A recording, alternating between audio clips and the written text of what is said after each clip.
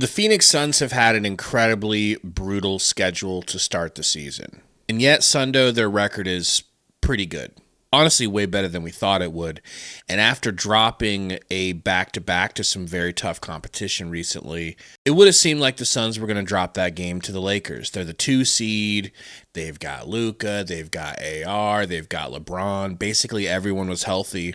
And some of the very most important players for the Suns were injured, including Devin Booker, who went down with a groin injury. Prayers up for him. We have no idea how long that's going to take, but the Suns just dug deep and said, no, we're just going to beat the hell out of these Lakers anyways. I don't think I've ever seen anything like it, Sundo, in all my Suns fandom years. LeBron stayed in the game an extra quarter and a half, it felt like, just to get his embarrassing 10th point. He was yucking it up with the Suns on the sideline at one point. It was just such a non-serious feel to the game. And I know they were on the second night of a back-to-back, but given our schedule, like I said, I can't give them any sort of leniency on that. So the Suns prove they can demolish the 2 seed without Grayson, without Devin Booker even, and of course, as usual, without Jalen Green. And I've been kind of putting off this topic of talking about Dillon Brooks because I wanted to just make sure it was real. I didn't want to jinx anything, Sundo. But what he and what Colin Gillespie did versus the Lakers was just, it felt like a turning point for the team. It felt like turning points for both of their careers, to where you can look at them and say, oh no, these guys aren't a flash in the pan. There's something real here. And in my opinion, man, it might be Ott's offense. It might be Ott's offense. It might be them. The first thing I do want to say, and what I do know is that I think again, I'm going to sound like a broken record, but you got to give Brian Gregory and Matt Ishbia credit, first and foremost, for one, finding Jordan Ott, two, recognizing the talent that they wanted for the KD trade and Dillon Brooks and Jalen Green. And then also, they were on Colin Gillespie last year. They signed him to a 2-way, and they felt that he would develop nicely, and then they gave him a real contract this year. And now look at him this year. He is basically our 6th man and starting point guard right now, while, we are going through health issues, and, the depth is showing. And so I think we got to give those two credit first, especially your boy, Brian Gregory, just because, man, no one thought we were going to be this good. I know you didn't think we were going to be this good. National media didn't think we were going to be this good. I mean, I sure didn't think that with the Booker and Jalen Green gone, we would have anybody to give us 25 plus a night. And apparently we have 2 that are capable in Dillon Brooks and Colin Gillespie. Let's start with Dillon Brooks. Last 10 games, Dillon Brooks has averaged 22.1 points and 2 steals per game, Gabe. I don't know about you, but I do feel like that's a pretty good and pretty impressive stat line, considering that he seemed to be, I'm not going to say an afterthought in the KD trade, but he was definitely seen as a piece, not a bucket getter. And he is, in the last 10 games, he has proven to be a bucket getter. I mean, not even just the last 10 games. It's been the entire season, really, Gabe. We kept saying, wait till Jalen Green gets back. But in the meantime, Dillon Brooks can get you some buckets. And he's just proven himself to be better than advertised this season, as far as putting the ball in the hole, defensive effort, just an all-around good player, dude. And I can't lie, I'm impressed. If I'm remembering correctly, if you were to listen to Rockets fans at the time, a lot of Rockets fans in that trade, maybe they were just so lost in the hype of getting Kevin Durant. Lord knows we've been there. I said, yeah, we can't blame them. We know that feeling all too well about being hyped about Kevin Durant getting here, with our trade, getting rid of Bridges and Cam Johnson. What did we do? We definitely coped for that deal. You know what I mean? But from what I remember, the vibe coming out of Houston was, we just gave the Suns leftovers. We just gave the Suns something that we don't even care about. We don't care about Dillon Brooks. We're done with him. We've used him up. We've gotten what we need out of him. We've got Tari Eason. We've got other capable people who can step in and do what he does. Go ahead and have him. All you're getting is Jalen Green, who we also don't want anymore, because as good as he is, He failed for us in his first attempt at the playoffs, and go ahead and have your measly 10th pick back.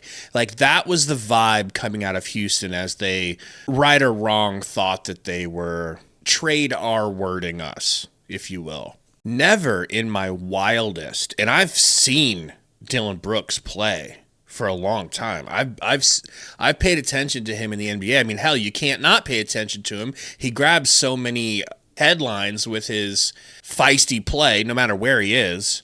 I've never seen him score like this, Sundo, and take a look at his stats. He's never averaged over 20 points a game. He's averaging 20.3 right now.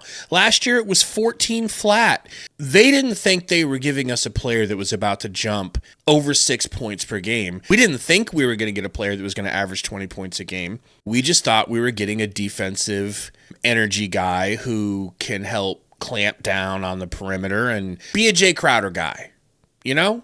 Be a tough guy. Make it so you're not so soft. Make it so if somebody gets shoved, there's a real thing to fear, which is Dylan Brooks coming out of left wing and, hitting you in the eye socket. Like, that's what we were getting. Not this. This is, dude, I don't even want to say the names of the players he's reminding me of offensively. It's wild. His ability to hit turnaround fadeaways. Did you know that that's what we were getting, Sundo? Are you telling me you thought that's the type of player he was? Something happened in training camp. This video is brought to you by our presenting sponsor, FanDuel. Sundo and I will be using FanDuel Sports all season for every bet and parlay, and so should you. Sign up today and start winning money on the Suns. I mean, you got to give Coach Ott credit. I think you nailed it. I think he saw potential in certain players, and he's been giving them the green light to be, to be the players that he thinks they can be in the score. I mean, it has to be that. It can't be anything else but Ott saying, hey, man, you have the green light. You are capable of getting buckets like this. We're going to need you, especially when we're down a man. And now even more so that we're down two. We're down Booker and Green. And so you can tell that Ott trusts him. You can tell that his teammates trust him as well.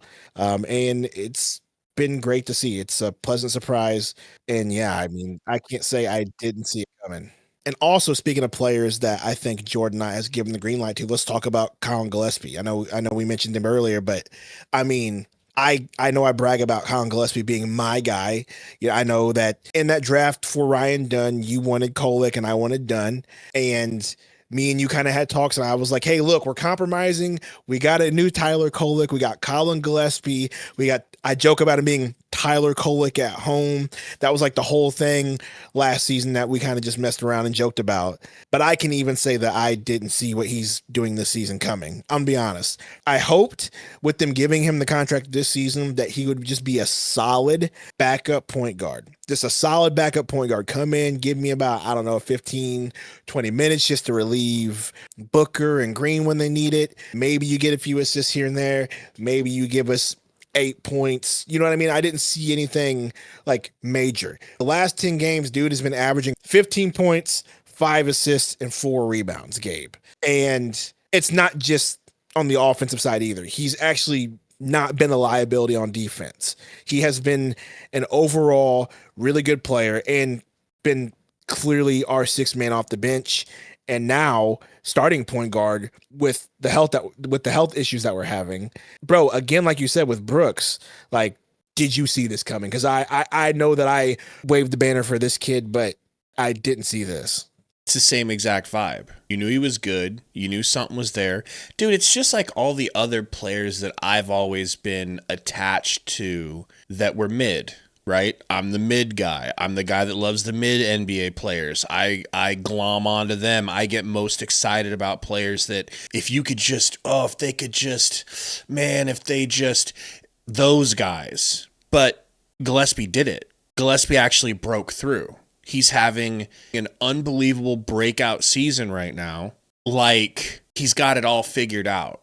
I mean, you don't often see this. You do sometimes, but this is just pure unadulterated development. Developers. To answer your question, no.